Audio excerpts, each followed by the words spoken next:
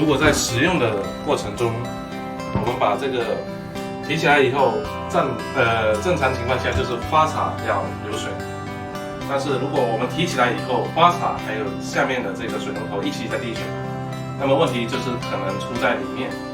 那这里面有一个跟这个连通的那个零部件，有可能是塑料的零部件，你要拿出来清洗一下。那个时候就要把这个水龙头给拆下来。这一期视频就不做了，因为我们这个水龙头没有坏。